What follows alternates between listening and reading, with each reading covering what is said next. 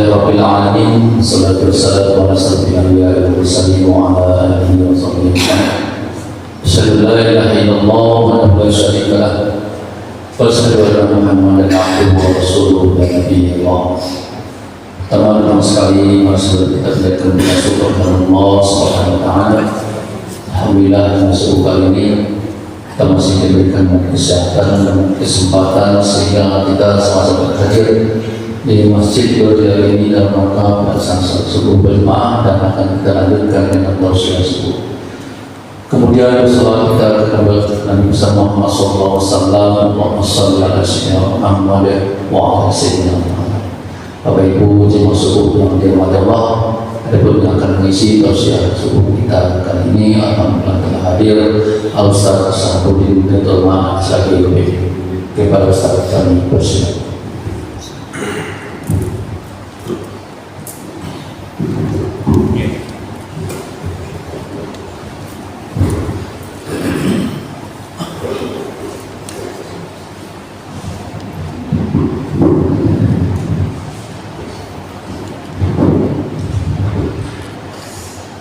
Bismillahirrahmanirrahim.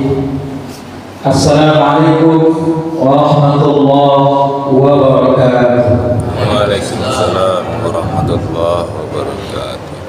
Alhamdulillah alladzi an'ama 'alaina bi ni'matil iman wal islam.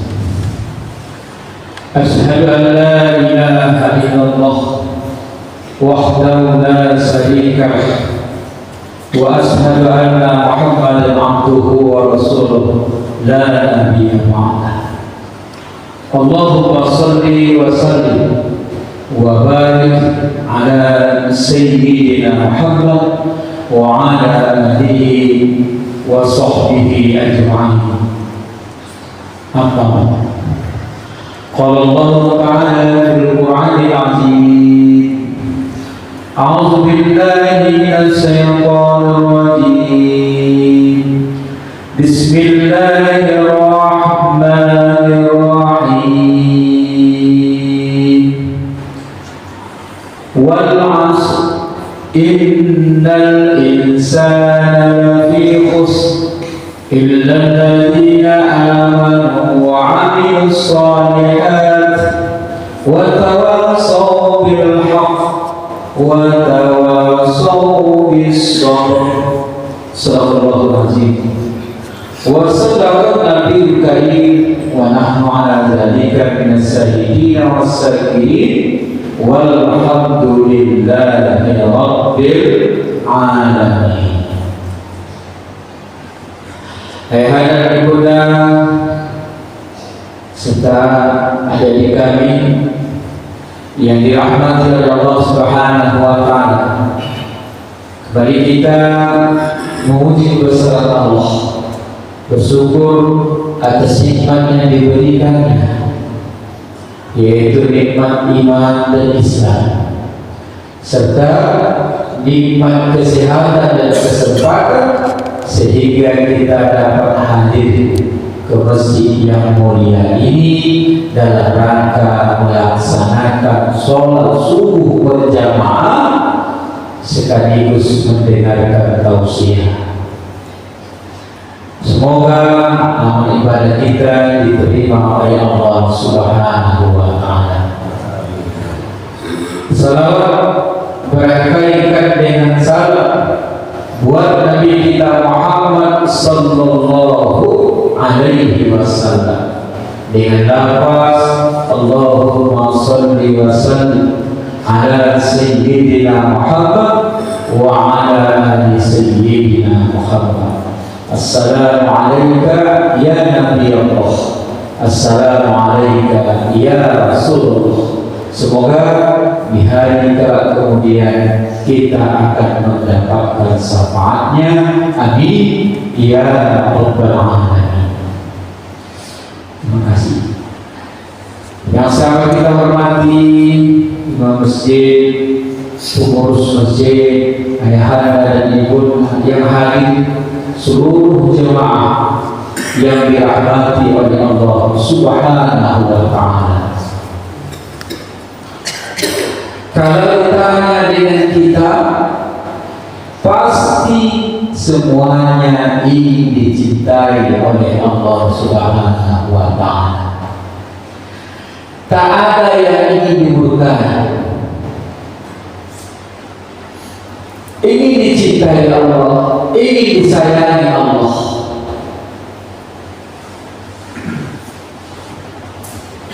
Sedangkan dimarahi tetangga saya, dibohongi tetangga apa? Rasanya sudah susah. Hendak pergi kita dari tempat itu. Kalau tetangga mungkin setahun kita pergi balik lagi sudah bisa baik. Ini kalau Allah murka, kemana bumi akan bicara?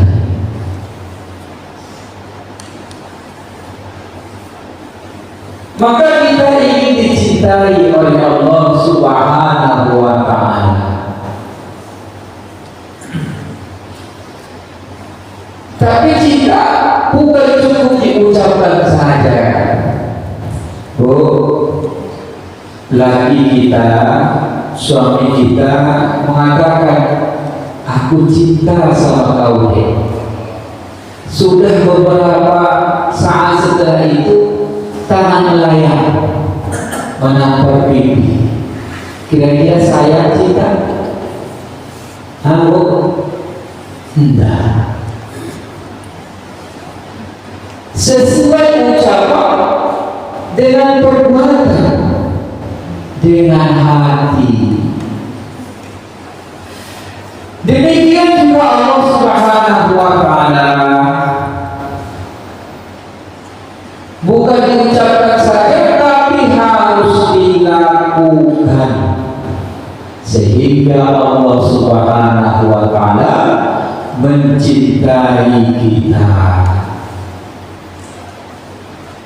Tapi kebanyakan orang malah sebaliknya, apa yang tidak disukai Allah, apa yang tidak dicintai Allah, malah dikerjakannya.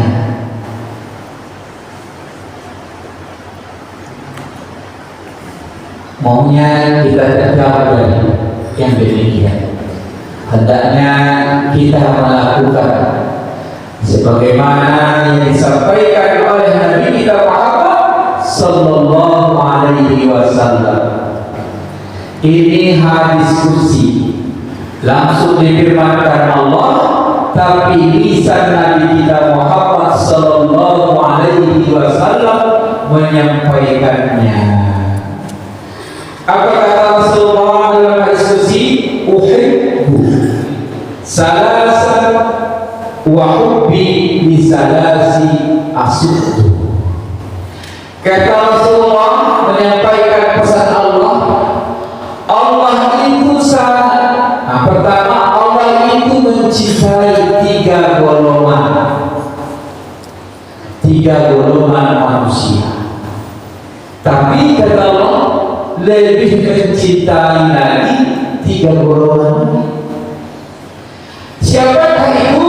Yang pertama kata Rasulullah, uhibbu ahlas suhab. Allah mencintai orang-orang yang pemurah, orang-orang yang ringan tangannya memberi, menginfakkan, bersedekah, dikasih Allah rezeki langsung dibagi.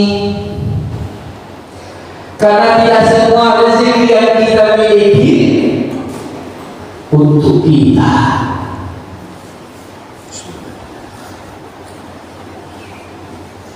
Sedang menyuap nasi saja, ada dan ibunda, bukan sepenuhnya milik kita, pasti ada yang jatuh. Artinya ada rezeki semua, ada rezeki binatang yang lain.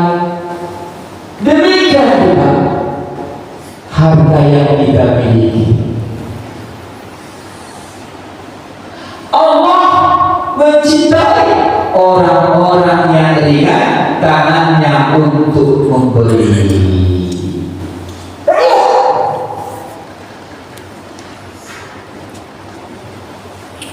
Tapi ada lebih dicintai oleh Allah, wa hubbi lil fuqara as-sahi asad. Allah lebih mencintai orang miskin, orang fakir yang pemurah. Orang kaya ada karena banyak sama dia bapak ibu. Kalau orang miskin berat, kalau dia melakukannya luar biasa.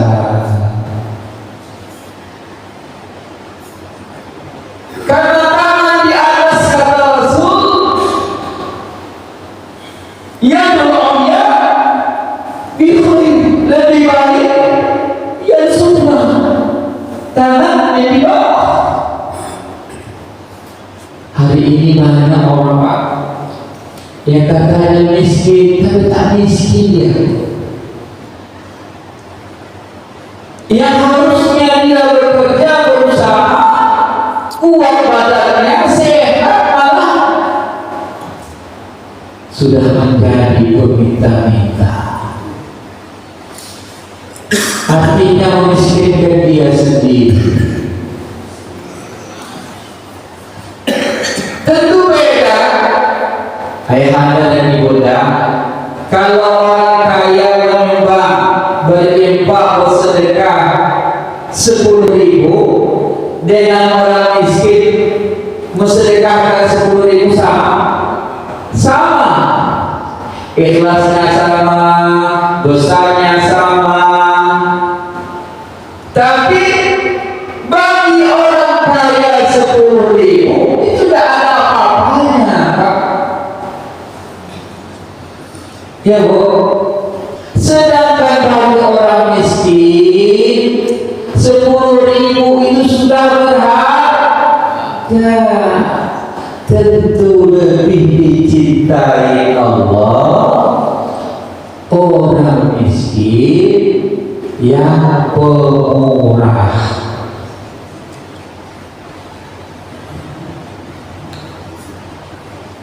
Mohon maaf kalau tinggi kita umroh atau haji tentang suci Mekah, ya Umar masuk ke Madinah, dilihat Pak, rumah sakit di sana kosong. Kenapa kosong? Ternyata mereka mendengarkan pesan Nabi Sallallahu Alaihi Wasallam. Pesan Rasulullah Sallallahu Alaihi Wasallam, kalau sakit pertama pada mereka sholat 2 rakaat. Sudah sholat enggak 10 juga.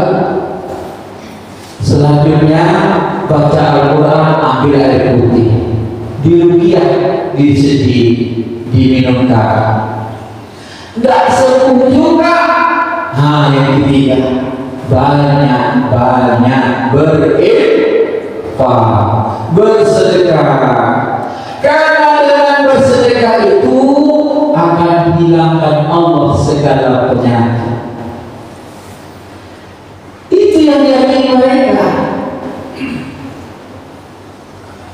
Kalau sudah berinfak, sudah memberi sama orang lain yang membutuhkan, tidak kita sepuh, baru pemahaman mereka kayak mereka ini salah satu menghapus dosa. Karena sakit itu untuk menghapuskan dosa-dosa kita. Tidak kita sepuh baru dan pergi ke tabib, ke rumah sakit, ke dokter. Maka di sana jarak dia tengok rumah sakit itu palsu. Kalau kita di sini ramai rumah sakit, karena yakinnya bukan kepada Allah, itu yang sudah mulai hilang. Maka banyak-banyaklah bersedekah. Kata Allah dalam surah Ibrahim, la in sakartum la azidannakum wa la in kafartum inna azabi lasadid. Kalau kamu bersyukur atas nikmatku, nikmat yang sedikit akan aku tambah, nikmat yang banyak akan aku cukupkan. Ini kata Allah. Tapi jika kamu kufur akan nikmatku, tunggu saja azabku sangat pedih. Bagi orang-orang yang diberi Allah harta benda berlimpah, tidak pernah disumbangkan, tidak pernah didermakan, tidak pernah disedekahkan, tidak pernah dilimpahkan, nanti ditalurkan di akhir hartanya. Maka hati-hati. Kalau kita ingin dicintai Allah, mari murah memberi, berbagilah bersama. Setiap harta kita bukan untuk kita semua. Inilah orang-orang yang sangat dicintai Allah, apalagi yang melakukannya orang miskin, orang fakir. Ini yang pertama. Yang kedua, kata Rasulullah, uhibbul mutawadi'in. Allah mencintai orang-orang yang rendah hati, orang-orang yang rendah hati, tidak sombong.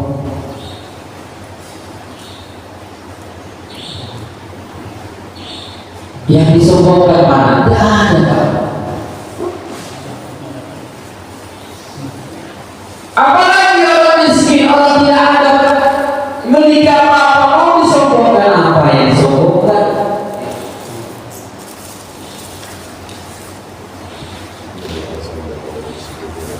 Jabatan tak punya, harta tak punya, apapun tak punya. Oh, apa yang disombongkan dah? Tapi kata Allah, wa hubbil wali mutawadi'ah. Asatu, Allah lebih cinta kepada orang kaya, kepada pejabat, kepada ahli ilmu yang tidak sombong. Kaya kalau sombong ada yang dianggarkannya hartanya. Pejabat ya jabatannya, ulama itu ya ilmunya.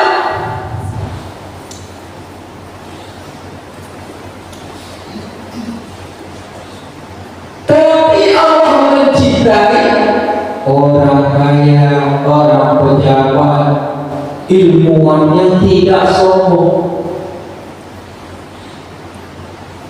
Karena jabatan itu titipan amanah, suatu saat akan berangkat.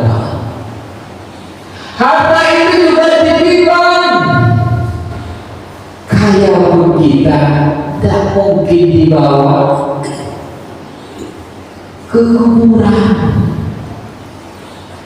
Ada beli mobil mewah, nanti ketika meninggal tolongnya dikuburkan sama saya, ada pusat gitu. Tidak ada.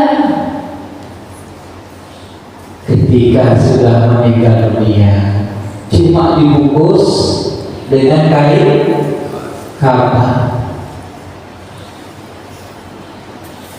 Memang betul hina ayat. Kalau masih jadi pejabat, bapak ini, ibu ini, dengan jabatan disebutkan. Kalau mereka almarhum kita.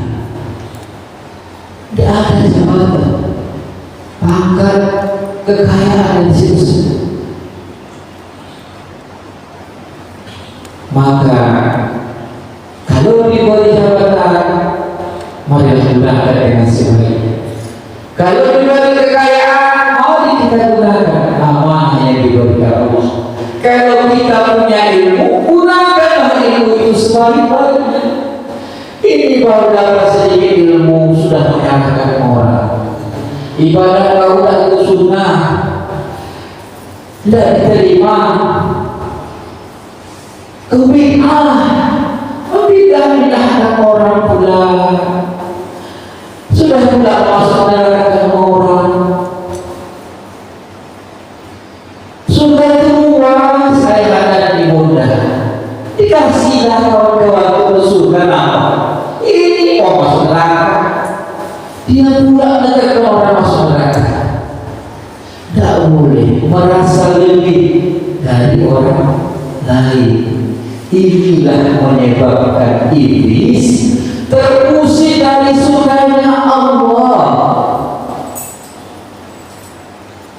Bukan hanya ibadah, juga tahun ayah dan bunda beribadah kepada Allah, tapi hanya sedikit saja karena kesombongannya dia dimurkai oleh Allah. Apa katanya? Hai iblis, silakan sujud.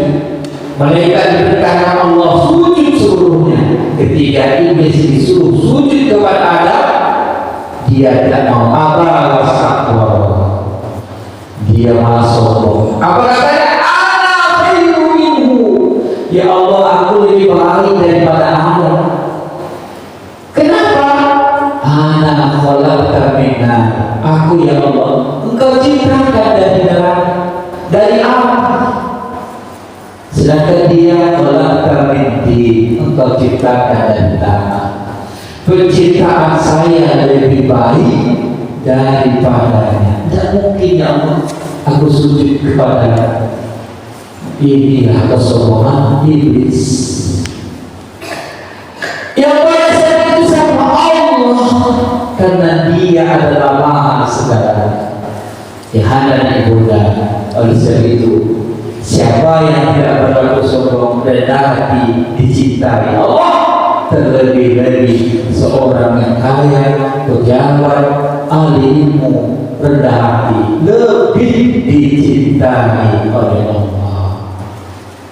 Yang terakhir, karena waktu kita juga di lain waktu dan kesempatan akan kita sambung kembali. Mohon maaf, akhir kata yaitu dengan doa kifarah majlis. Subhanallah wa bihamdika, asyhadu an la ilaha illa anta, astaghfiruka wa atubu ilaik. Assalamualaikum warahmatullahi wabarakatuh. Waalaikumsalam.